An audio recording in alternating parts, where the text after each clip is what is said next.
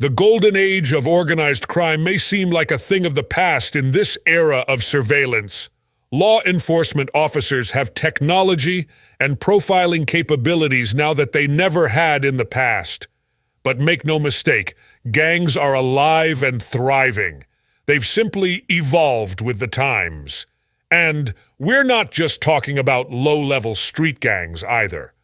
Complicated, cunning, and cryptic multinational gangs still control the underworld in our modern age. While some manage to outmaneuver the law, others receive tacit support from governments. A few have become so deeply entrenched in society that they function as de facto governments. Today we'll shine a spotlight on 10 of the most influential and formidable gangs. These groups have amassed significant wealth, boast large memberships, and operate on a global scale. Their power and influence are undeniable in the criminal underworld and beyond. Black Axe. The realm of cybercrime extends beyond the infamous Nigerian prince scams. It encompasses a vast criminal empire where people share blueprints for online theft. The most successful among these networks is Black Axe. They are a Nigerian group involved in human trafficking and brutal murders. And they reign supreme online too. Known as Axemen, members of Black Axe coordinate their activities on the internet. There, they exchange photos of grisly killings and mutilations of rival gang members. Their global operations generate billions of dollars across the spectrum. They had a money laundering scheme worth over $5 billion uncovered in Canada in 2017, but didn't miss a beat after it was found out. Black Axe's reach extends to Asia, the Middle East, Europe, and beyond. Today, they boast a membership of over 30,000 people.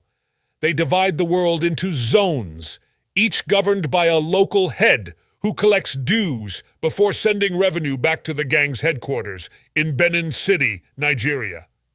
The gang has even formed alliances with local mafias in places of historic gang membership, like in Italy. Black Axe, now more than 40 years old, primarily recruits Nigerian university undergraduates to join. Those men are enticed by the prospect of opportunities and connections in a country grappling with high unemployment rates. The initiation process, known as bamming, involves a symbolic death and rebirth ritual. It includes a brutal naked whipping with bamboo. Then the recruit crawls between the legs of fellow gang members while chanting songs, with members infiltrating various sectors such as the armed forces, academia, religious establishments, law enforcement, and politics. Combating Black Axe within Nigeria proves to be an uphill battle. Sun Yi-on triads in China emerged during the 17th century. They were fueled by a mission to restore the Ming dynasty. Although their efforts with that ended in failure, they persisted into the modern day. Operating discreetly, they stuck it out for centuries, with black market activities to sustain themselves. Then, by the 1960s, approximately 1/6 of Hong Kong's population belonged to these secret societies. While triads traditionally embrace honor and serve as alternatives to corrupt systems, Sun Yi-on stands apart from the norm. Established in the early 1900s, its members prioritize self-preservation and wealth. Despite rivalry with Woxing Wo, more on them below, the two gangs have been known to join forces when lucrative opportunities arise. Take World War II as an example. The two triad gangs collaborated with the Japanese to preserve themselves and their power. During the 1970s, Sun Yi-on boasted a membership of 47,000. By the 1980s and 1990s, it was dominating Hong Kong's film industry. Today, its influence now extends to high-ranking government officials in the region. The gang's exact annual revenue remains undisclosed, but it is believed to reach hundreds of billions. Law enforcement officials believe much of that is due to its control over more than 10% of the entire global heroin supply. CJNG. In the wake of Ignacio Nacho Coronel's death in 2010, the Sinaloa cartel power struggle in Jalisco birthed a new force, the Cartel Jalisco Nueva Generación, CJNG. True to its name, the CJNG represents a fresh breed of Mexican drug cartel. It has proven to be remarkably resilient, expanding despite leader captures and frozen accounts, and it has also surpassed its ultra-violent predecessors in brutality. Operating nationwide across Mexico, the CJNG has developed an extensive network for drug trafficking. Today, they have connections all across the globe, too. Peers in South and Central America, the United States, Canada, Australia, Southeast Asia, and China help with the illicit trade. But it all started in Jalisco, and the violence fanned out from there. After 2010, Jalisco quickly witnessed a surge in gruesome killings, disappearances, and mass graves. Cops attributed the murders to the CJNG. Their targets extended beyond rival gang members like Los Zetas. Soon, they were going after police officers and public officials. The group employs ferocious and sophisticated tactics. They also had heavy artillery, including machine guns and grenade launchers. In the past, they've even been known to take down helicopters. To ensure compliance, CJNG recruits endure heinous training before being set out on their own. The recruitment period includes abductions, torture, murder, and even cannibalism. Some members, as young as 13 years old, are forced to participate. And yet the group has proven to be a paradox at times. The CJNG also conducts public relations campaigns to engage with ordinary citizens and help out in local communities. That keeps the public on their side as much as they need them to then conduct awful acts behind the scenes. Yamaguchi-gumi. The Yamaguchi-gumi Yakuza is considered one of Japan's most dreaded crime syndicates. They have long been a target of police efforts with little law enforcement success. Operating from its fortress-like headquarters, it reigns as the world's largest and wealthiest gang. In fact, some liken it to Japan's second-largest private equity firm. By leveraging a network of hospitality workers, they gather insider trading information and leverage it. Along with other forms of blackmail, they lean hard on powerful politicians and executives.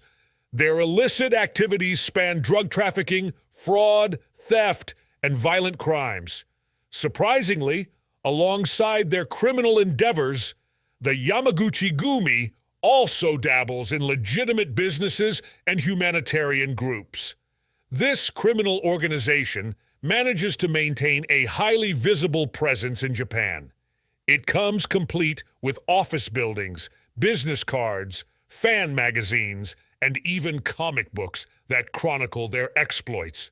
This stark contrast is a far cry from their humble beginnings as a loose labor union formed by dock workers in early 20th century Kobe.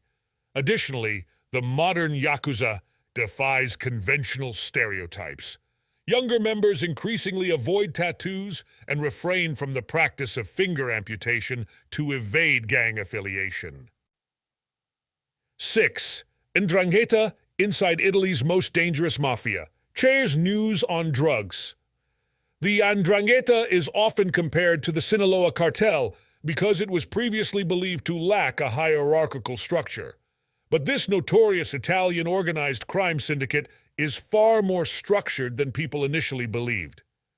Recent discoveries reveal the existence of a central figure known as the capo crimen, or head crime.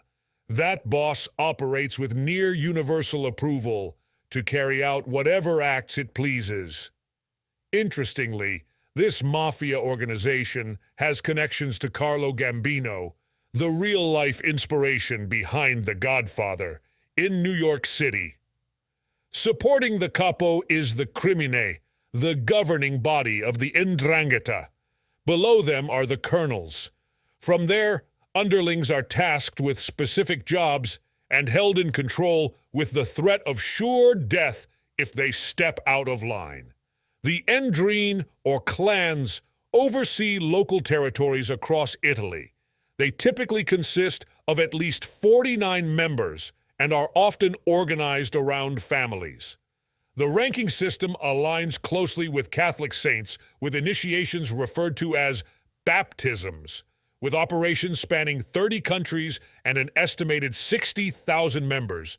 'Ndrangheta is believed to generate billions and billions of dollars annually. This accounts for 3.5% of Italy's GDP.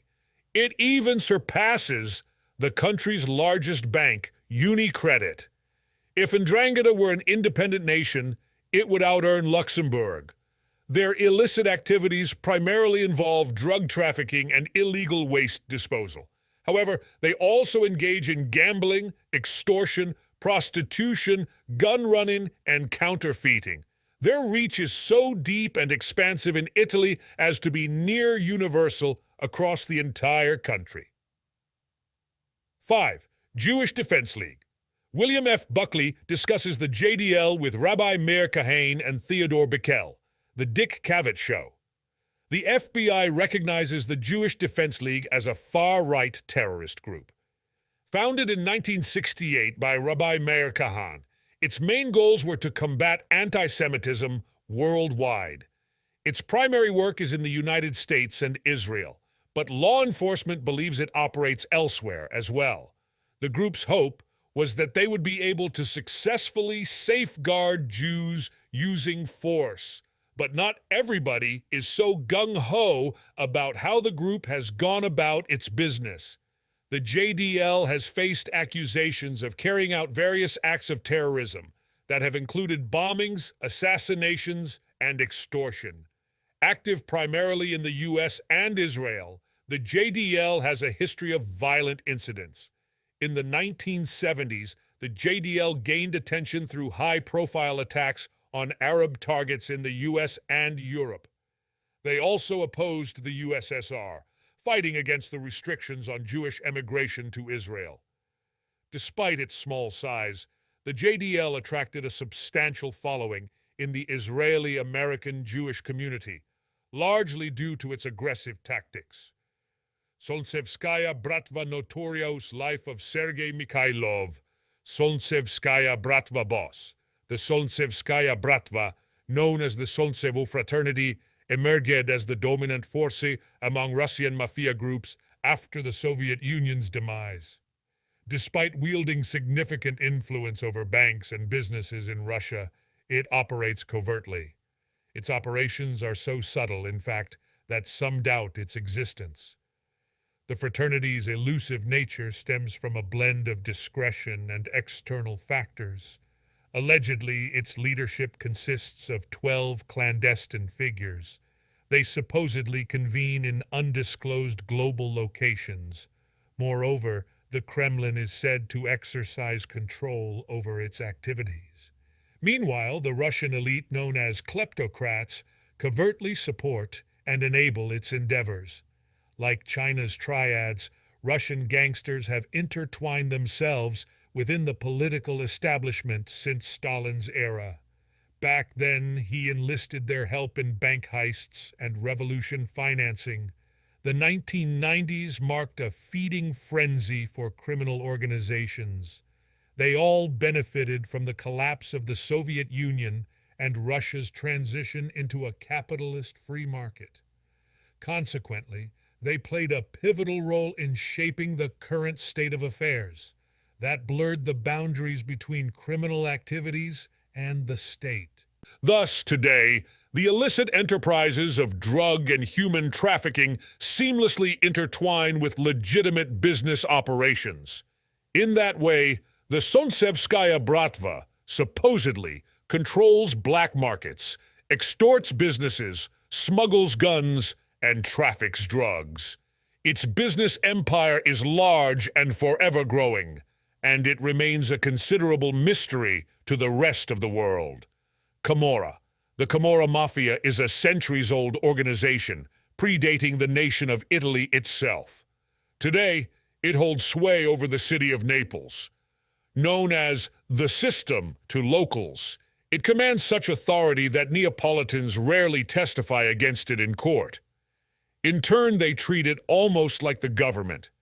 In addition to providing employment, the gang offers protection and exerts control over the city through debt. In effect, it dominates the lives of countless residents, and since it has for centuries, there is little momentum to change that.